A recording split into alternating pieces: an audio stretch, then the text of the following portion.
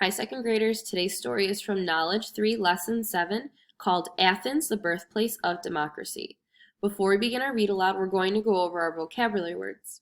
Our first vocabulary word for today's story is the word assembly. Repeat after me. Assembly. Assembly is a group or meeting of many people. Our next vocabulary word is the word debated. Say debated. Debated means to discuss or argue different points of view. Our last vocabulary word is the word democracy. Say democracy. Democracy is a way of governing or ruling that gives the people the power to choose their leaders and help create their own laws. Hero and Dion were on their way to Dion's home, passing through the central marketplace of Athens, where people spent as much time conversing as they did shopping. The two young men stopped to buy some olives at a farmer's booth that stood beneath the branches of two old olive trees. As they stepped out into the sunlight again, Dion turned to look up at the top of the high hill. "Really, Hero," Dion asked, "is there a beautiful spectacle anywhere than the Parthenon? My father and I have traveled to many wonderful places on our trading voyage around the Mediterranean, but I never saw anything equal to it." Hero agreed as he looked up at the magnificent temple. Just as the city-state of Sparta focused on self-discipline and training for battle, the Athenians focused on their love of art, beautiful architecture, and sculpture. The Athenians filled the remarkable city-state with graceful buildings that were pleasing to the eye. Inside these buildings and in the public spaces around them, famous artists created statues for all to enjoy. Statues that even today are considered some of the finest ever to be made. The Athenians were wealthy enough to cover a 40-foot high statue of Athena in gold before setting it in the Parthenon. The ancient Greeks showed their devotion to Athena by visiting her statue and offering her prayers and gifts. At the same time that the arts were the glory of Athens, Athenian scientists were making discoveries that would become the basis for modern science. For example, one scientist you will learn about was a great observer whose ideas and classifications are still used today. Other ancient Greeks contributed inventions that the next civilizations developed more fully, including the gear, screw, watermill and catapult, plumbing using furnaces to melt and shape iron, and using air, water, or steam for central heating.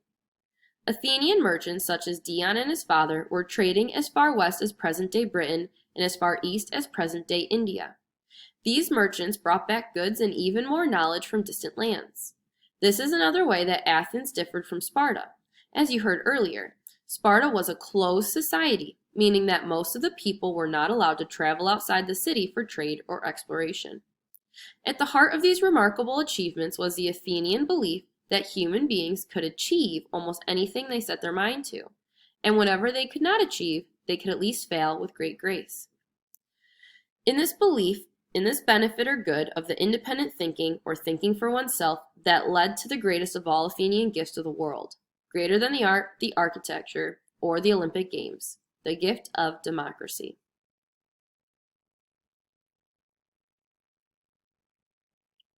As Hero and Dion continued walking on that sunny afternoon so long ago, they glanced ahead and saw a face that they knew well. "It's Pericles," Hero exclaimed. All Athenians knew the man whom they have elected or chosen to run their government year after year. Pericles held great power both as an army general and as the leader of their government.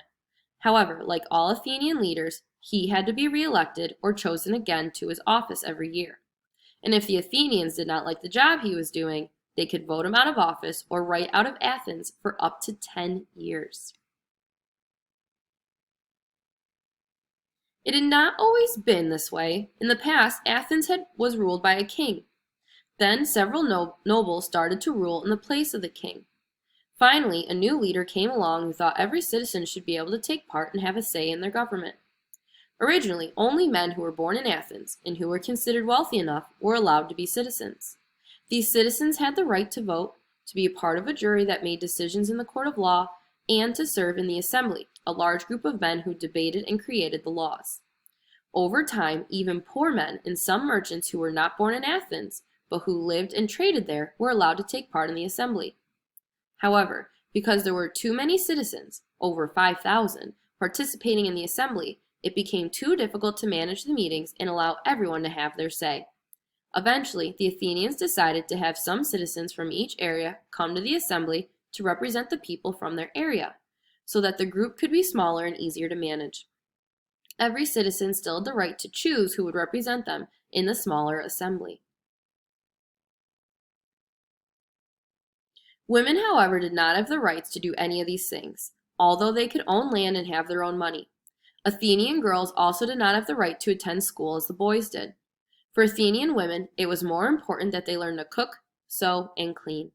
However, all well-educated young ladies learned at least enough mathematics at home to be in charge of a household budget. And some who had learned reading and writing at home were widely admired for their intelligence and learning. Most Athenians knew that the best woman friend of Pericles, leader of the Athenians, wrote many of his famous speeches for him.